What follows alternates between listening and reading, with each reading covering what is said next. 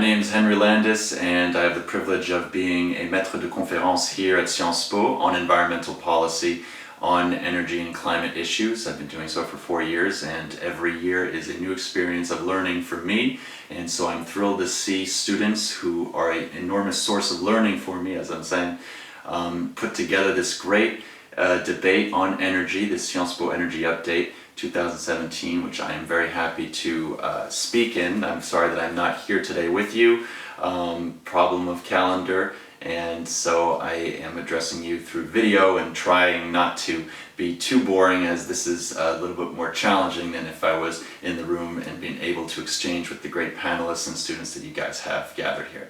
So where are we energy-wise? Where are we climate-wise? Well, you all know we had the COP21 success a couple of years ago in December 2015. 195 countries plus the European Union signed the Paris Agreement that set as a binding universal target of 2 degrees of global warming, if not 1.5 degrees by 2100 based on pre-industrial levels. So for the first time we had the international community, the heads of state of all of the world's countries decide, okay, let's listen to the science.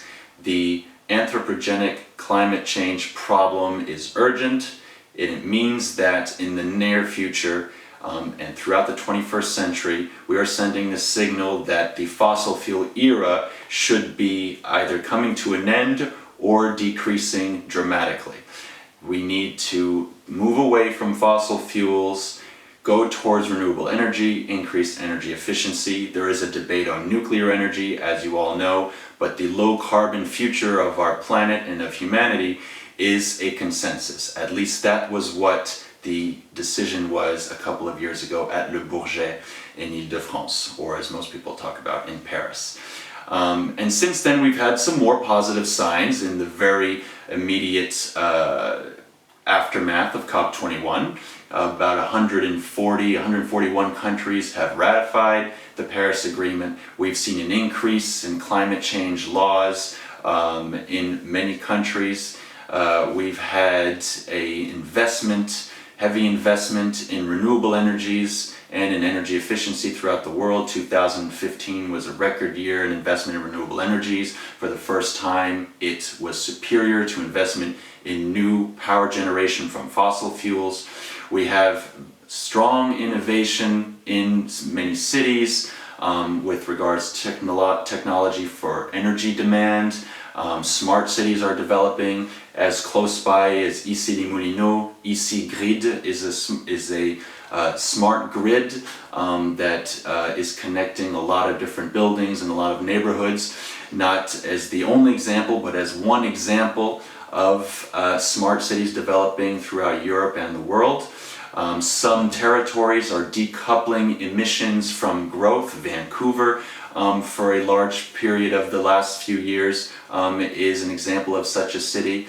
And so we're seeing a lot of positive developments in international cooperation and in the economic world. We're seeing new types of cooperation become stronger.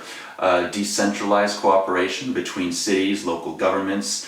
You are very aware of the C40 coalition that Anne Hidalgo presides, of the R20, which is a coalition of regions to fight against climate change. The ICLEI, which has been around for many years, is also reinforcing its efforts to exchange best practices between local governments on sustainability. And Energy Cities, which is a European network, but not only, is another example of these coalitions of local governments that are trying to pioneer this change, this shift from a fossil fuel driven economy and society to one that is much more sustainable. We've had thus a positive development around 2015, the last couple of years, and some interesting cooperation initiatives.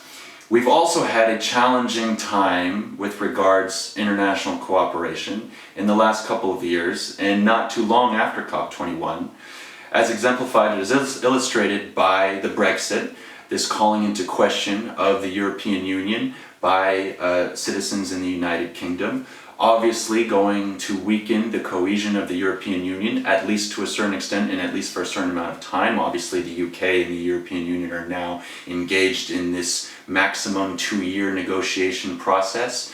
How will the UK defend its positions, and how will they find common ground on the common market? How will they then negotiate on climate and energy policies? Remember that the 2030 Climate and Energy Package was elaborated and has goals on fighting climate change, including reducing greenhouse gas emissions by 40% by 2030, energy efficiency and renewable energy goals as well. So there is clearly a European Union policy on climate and energy, which is very much in the origins as well as the construction of the European Union. Remember the Euratom was signed in 1957 as well as the Treaty on Nuclear Power. The Community of Coal and Steel was also at the origins of the European Union construction, and so was the Common Agricultural Policy. So to not forget that natural resources and energy resources had a lot to do with the Europeans' construction. And so how the European Union responds to challenges such as the Brexit, such as potential movements of separation from the European Union in other countries, and in which we see in upcoming elections in France, in Germany, Hungary. This is not an issue to be disregarded when talking about international cooperation on climate and energy. And the European Union has had leadership, more so in the 1990s and beginning of the 2000s, on climate and energy policies, particularly on climate cooperation. And so this is something to look at. Another challenge that has been posed by certain countries on international cooperation and specifically on climate is obviously the election of Donald Trump in the United States, which I have very much looked at in the last few years and have tried to write about, because I understand, or at least I analyze, that there is a very strong link between climate issues, environmental issues, and economic and social problems in the United States as well. And Donald Trump has taken the stance that climate change, if we go into his extreme parts of the discourse, is a hoax created by the Chinese to weaken the American economy, one that is translated by members of his staff, such as Sean Spicer, the press secretary. It becomes more of a, not a hoax created by the Chinese, but it is a scientific issue that doesn't have complete consensus. There are different degrees of climate change denial in this new administration, but it is definitely clear that the policy on climate is going to be drastically weakened, if not completely absent, as we see that has been named a climate skeptic at the head of the Environmental Protection Agency, that the Clean Power Plan is now being attacked with several executive orders by Donald Trump to relaunch some coal exploitation in the United States, that there has been a green light given to the Dakota Access Pipeline, to the XL pipeline, which were both blocked by the previous administration, and a decision apparently to be taken by Donald Trump throughout the course of the month of May on whether or not to pull out of the Paris Agreement. A little parentheses on that. The Paris Agreement is a legally binding agreement with some clauses that make it mandatory for certain countries to do certain actions. That is, participate in a process of submitting INDCs and reviewing them every 5 years. They will do a dialogue in 2018 to review these INDCs, but the first time that these intended nationally determined contributions will really be reviewed is 2023. And that is an obligation under the Paris Agreement to submit these and to review them and to increase the ambition throughout the course of these negotiations. It's not a binding process for the actual goals and targets. These are set, intended, nationally determined. These are set by the countries, and then it is up to them to seek the means to attain their goals. And so these are not actually binding. So in a way, there is a lot of harm done politically when Donald Trump talks about withdrawing from the Paris Agreement. And there's more harm done when he reduces the means in the United States to attain the goals that were set in their nationally determined contribution, much of which was specified when Barack Obama met with Xi Jinping in late 2014 and they made a joint announcement on what they could do.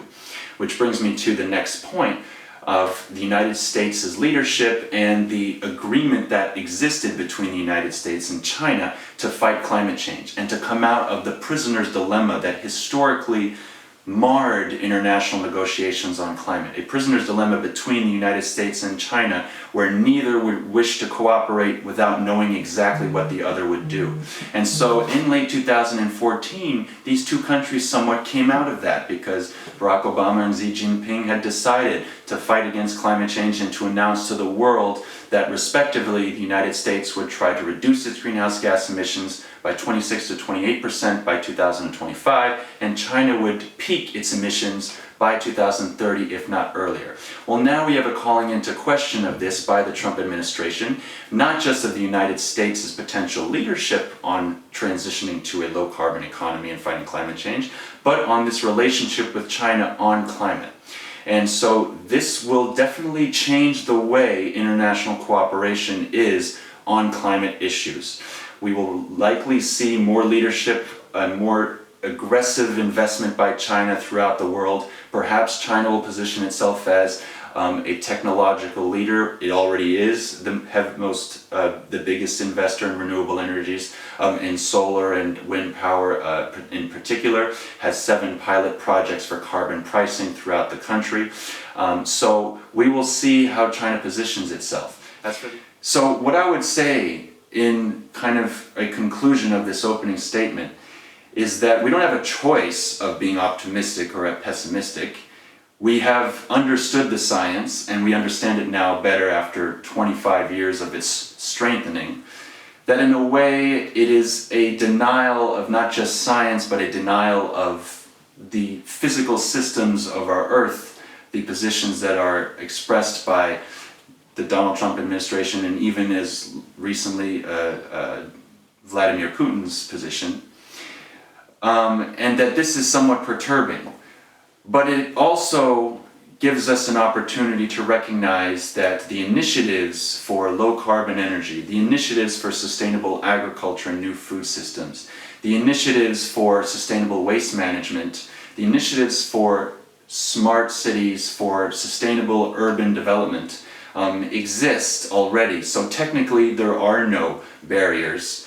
There are barriers of political means at some levels, but if students at Sciences Po notably and citizens worldwide recognize the multi-scalar approach that is necessary to tackling this problem, that it is part of changing mentalities, part of changing personal behaviors and investing in solutions to a low-carbon future, there is no reason why we cannot maintain a very strong ambition on the fight against climate change and a transition to renewable energy and energy efficiency. This means that it is up to students like you to never take no for an answer when it comes to national policies, particularly in a world where we have very volatile political situations. And if it means suffering from some retrograde policies and decisions at the national level so that we have even more ambitious and stronger movement at the local and other levels in the immediate future, then that is also a positive sign. And so while it is difficult times and uncertain times for international cooperation on climate change and for the energy transition, it is definitely not a time to feel that we have less power and less responsibility in this fight. And so I will leave you with this attempt to give you the sense that you have the future in your hands. I am unfortunately not with you today to share that vision and that idea, but I wish you a great debate on how this energy transition is possible, feasible, and where it is going to take place the most rapidly and where the other challenges are. I wish you a great discussion, and I hope to be with you in further discussions and upcoming debates at Sciences Po. Have a great day and see you soon.